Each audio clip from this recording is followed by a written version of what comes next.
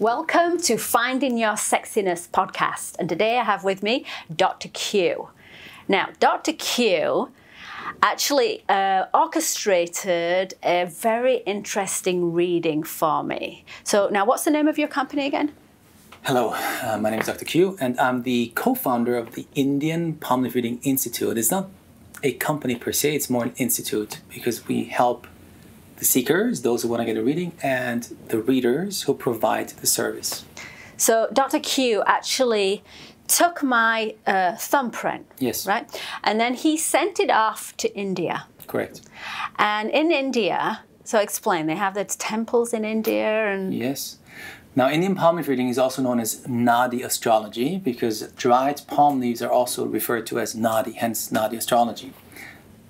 And we're not talking about palm, no, palm we're talking leaf, dried palm leaves, yes. So from a palm tree, they cut it and then they write messages on it. Because 3,000 years ago, that's what legend has it, is that Maharishis, great sages, wrote on these dried palm leaves messages for millions of people to be read to them whenever they're ready. And they've been stored in archives and libraries across southern India. And the reason why I bring it to the West is I had an amazing experience 6 years ago when I had my reading done. And in my reading, the reader told me, I'll bring this to the West. I thought he's joking with me, of course, because that's the very last thing on my mind. But here I am talking to you about it. So that prediction for sure came true. So Dr. Q he didn't take a photo of me, no information, just my thumbprint. Correct. Sent it off to these people in India, and they went to look for my palm leaf to find out if they could find the bundle of palm leaves which contains your palm leaf. Contains my energy. Correct. Right, and that took, well, you were quick with me, but that could take a couple of months. Yeah. Now the process is the same as if you were in India. Now over the time we had to realize that it has to be done online because it's hard for people to travel to India. Hence, we do a combination of real and online. So it's a 3-step process: search, matching, and reading. The search happens in India, and the search for your bundle, which hopefully contains your individual palm leaf, is based on your thumbprint, left for women and right for men. So all the reader knows about you is that you're male or female, your thumbprint, and the country of birth. This little piece of paper goes to India, and then the reader looks at your thumbprint, finds characteristics, and then goes on a physical search from one archive to the next, to the next, to the next. And this physical act takes a while. It could be, if you're lucky, just 1 week, but in reality, it's a couple months. For a simple reason, it's just not so organized. There is no computerized system, there is no registry of any kind, so the reader has to physically go into the library, look at the bundles, and if he cannot find one, he goes to the next one, to the next one, to the next one. So on average, I can say that the waiting time is about a month to 2, and then we know if you have a bundle, which hopefully contains your palm leaf. And when they find a bundle, then the search part comes to an end, the first part, and then we move on to the second and the third part. And the matching and the reading are done through Zoom, like a live video call. So we did like Skype, something like that. Yeah, Zoom online, is like Skype, just a little more convenient, I should say. So he had me do this in the middle of the night. I think it was like 2 a.m. It needs to be, yes. It's because of time zone difference. Yes. So these people in India, you know, they're on a good time schedule. It's the middle of the night for us. For California, I should say, for California. California, yes. Yeah. For East Coast is early morning. Yeah. Yes. Okay. So, and you acted as my translator. You were actually in Russia. I was your moderator. Yes. Because in this call, as a service from our institute, we have the reader who is in our office in India. We have the interpreter who sits next to the reader in the office in India because he needs to interpret Tamil to English or Hinglish, you know, heavy accented in English. And then we have a third person, a Western person, if you wish. I'm one of the moderators, we call them moderators, who help the seeker to first understand the Indian accent a little better. And once your ears get used to it, you'll not necessarily might understand the deeper meaning of the reading. So the moderator's job is to make sure that you understand the reading, the meaning of it. So anyway, we set up this, you know, they found my bundle in India. We set up this Skype call.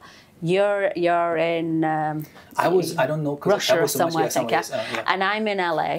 And we do this over Skype in the middle of the night. And on my screen, I can see, I think I could just see the reader. Correct. And then there's a translator sitting next to him. Yes, right. So the first thing they did was this matching. Correct. That's the second step in the process. It's called matching.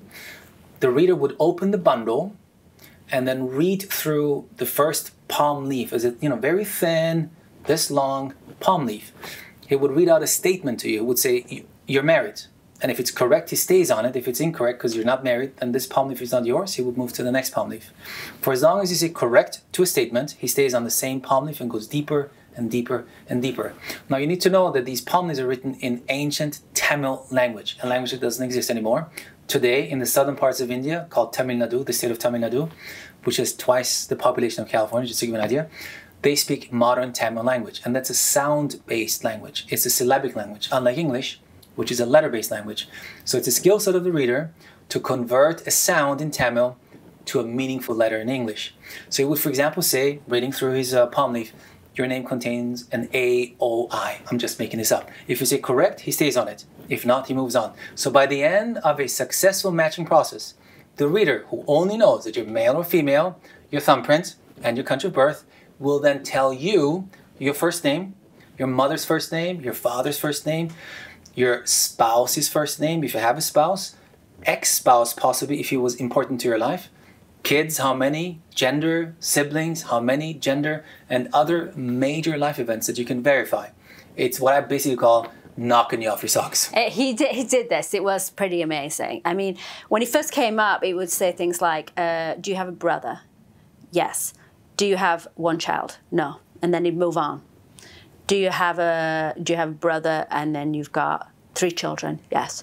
But even right off the bat, it seemed like, I mean, some of the stuff he came up with was right away, does your father's name begin with an R? Does it have an R-O or an R-A? Mm-hmm. I mean, really close. It didn't take him that long. Yes. And then by the end of the matching, it was like, your dad's name's Roy, your mum's name's Joan, you've got 3 children, you've been married, you're now single. I mean, like, it was... Boom, I know. Yeah. It's amazing, I know. It's shocking. It's quite shocking. So there's no doubt that is actually... No doubt. It's very simple. Either you're wowed by matching and you're like, oh my gosh, how can an Indian who has barely left a 100-mile radius of his little village know so much about me? Or not. If you're in doubt, then it's not you. You need to be wowed. Then it's matched. Then we found your palm leaf. Yeah, there was some of them. He'd say part of it, and then he'd say, but you've got, 3 children, but one's a boy and 2 are girls. And I say no, and I said, but wait, everything else is right. And he'd say, no. Well, it's not you. Yeah, no, it's not you. It's got to be everything, yes. Everything. Correct. And when he finished it, he had everything. Correct. So then they do the reading. Yes. The important why it's close but not exact is in the same bundle. You have palm leaves that represent humans and souls that are in a similar trajectory in their lives. You're not connected with them, you're not related to them. It could be a guy from France and a lady from Australia, they're all over the place. But their soul journey is similar, right? And that's the reason why it's close, but not the same. And once he gives you all the details, then we have a matching and then we can move on to the reading. And the reading starts with the moment, that will be the third and last part, starts with the moment you get the reading done. That day it starts, and it's based on your energies at the time of the reading, not how you feel or your mood of the day. No, the energies, and it gives you trajectory, a likely trajectory of your life until you die. And it comes in blocks of years, 2, 3, 4 year blocks. So for example, when I had my reading done, I was 41, so 41 to 43, 43, 45, 45, 48, and so forth. And it covers all aspects of life, all of them. Relationships, love affairs, kids, grandchildren, money, career, health, and so forth. And it gives you the good, the bad, and the ugly. Because regrettably, life is not just milk and honey, as we know. So when there is a challenge, he will tell you what you can do to fix the issue through puja. And he will tell you if it's fixable, so it will never happen, or it's at least not so bad. And you had a serious heart issue. Many serious things. Now, the reason why I went for the reading is my biggest challenge in life is health. I've been sick quite a few times and had nearly death.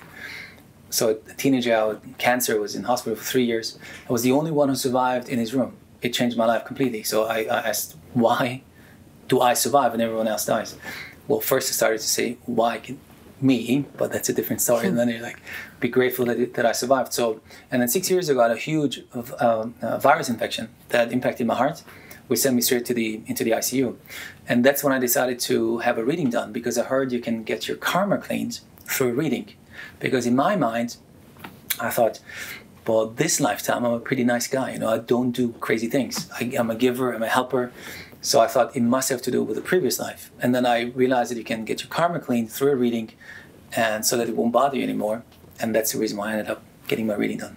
And did you have pujas to do to clean up karma? Yes, many pujas. These a puja literally means prayer, and it could be either a mantra or chant dedicated to God or goddess in Hinduism. It's not a religious act. It's just dedicated to one of those. So you can have any religion that you want. That should not stop you from doing a puja. Or it could be a physical act. So in my case, for example, he said, on 2 Wednesdays, I need to give food to the needy. I was like, what do you mean? Should I do a soup kitchen, donate money? He says, you'll figure it out.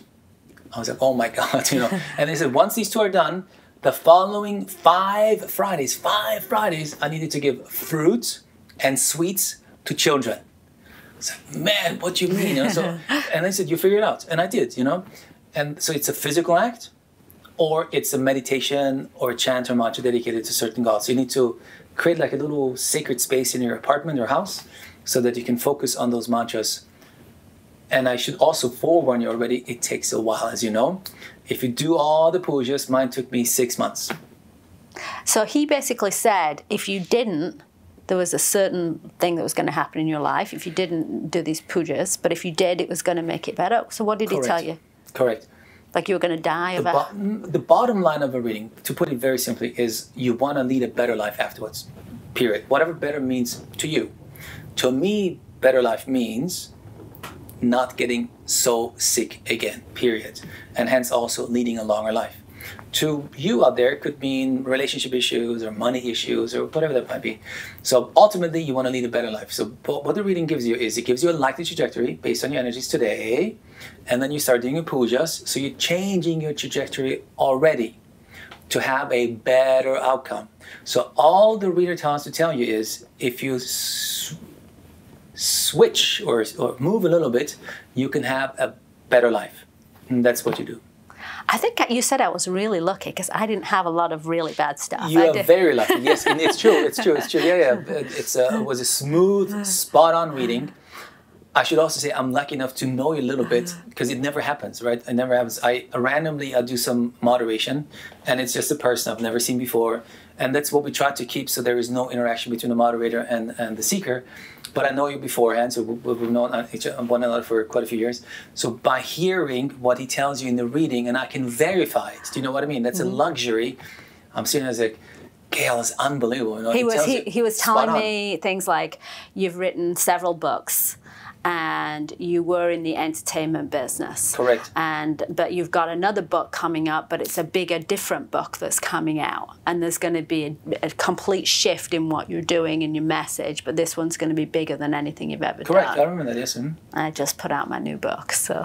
Congratulations. Awesome. Yes, let's hope so. But I have gone through a major transition, which is what he talked about.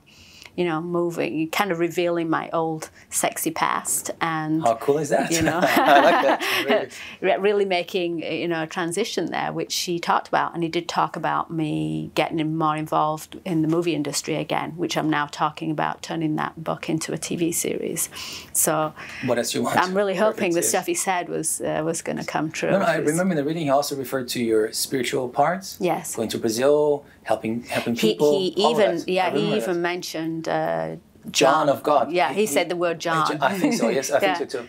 It was amazing, you know, knowing John of God. I met him also in person. I've been to Brazil several times. It's amazing, you know. Yeah. You sit there as a moderator, as a bystander, and there is a person who tells you things that I can verify. I mean, it's I'll tell you, after I first met you, I was having a conversation with Sean David Morton. Do you know who he is? He was a speaker in San Francisco. And I said, have you heard of this? And what do you think? And he said, oh, yeah, I had mine done when I was in India. He said, totally real. And he said, but mine said that at the end of 2017, I'm going to jail for 7 years. And he was worried because he was doing all these talks about like, how to get out of the IRS, and the IRS were on him and they didn't like him, and he's in jail for 7 years. Wow.